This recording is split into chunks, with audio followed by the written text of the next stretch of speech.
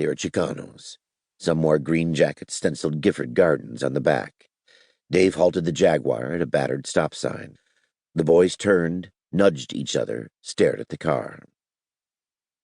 Dave drove on, disgusted with himself for bringing the car here. He glumly eyed the Blaupunkt radio and the burled wood of the dashboard.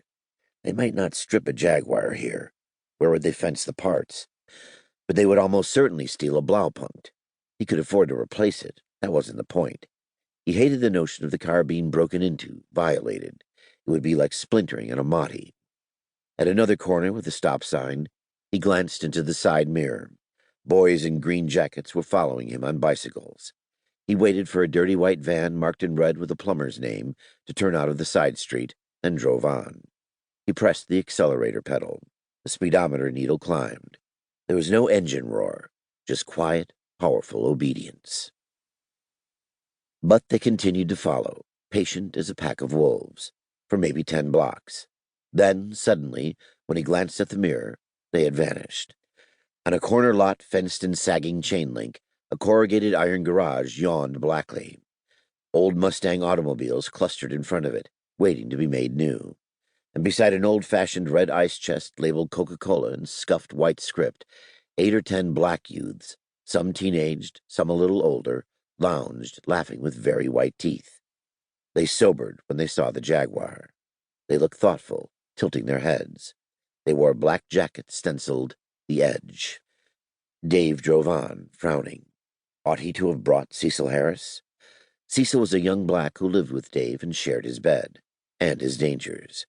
Cecil was just out of the hospital where, for long, slow months, he had mended from bullet wounds. He was still weak and thin. He tired quickly. This day would be a scorcher. It would wring the boy out.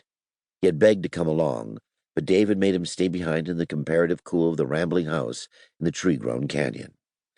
Dave doubted that Cecil's presence with him in the Jaguar would change attitudes in Gifford Gardens. He drove on, watching the mirrors for signs of the edge. He saw none until he reached Lemon Street. On this corner, flat-roofed concrete block buildings bracketed a courtyard with a big rubber tree. A sign read, "The Kilgore School." The school was fenced in brick, topped by neat square-cornered iron bars.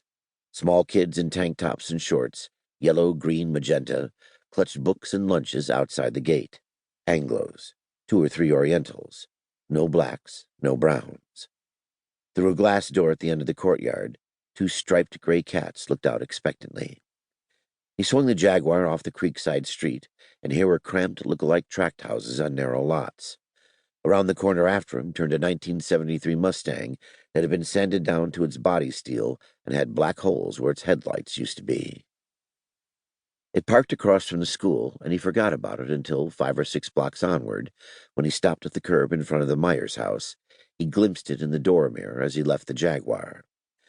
The Mustang rolled to a halt a few doors back. He gave it only a glance, reached into the rear seat of the Jaguar for his jacket, put this on. No one got out of the Mustang. The windshield was dirty, but he thought 2 people were inside. He locked the Jaguar and went up a cracked sidewalk between patches of summer-seared grass where an old heavy wooden skateboard lay like a dead beetle on its back, one set of wheels missing.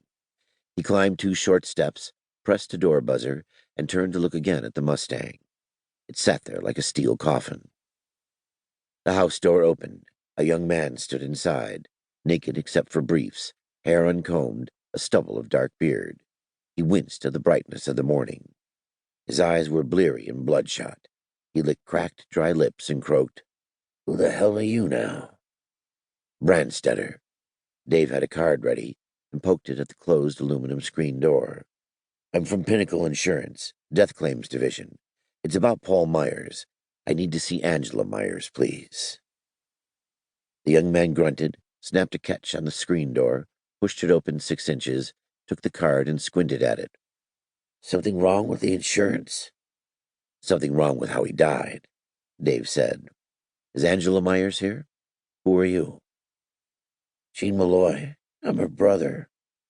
He turned and shouted into the house, "Angie! Some guy for you from the insurance company." He frowned at Dave through the silvery mesh. "It was an accident. He lost control of his rig. It went off a curve in Torcito Canyon and exploded in..."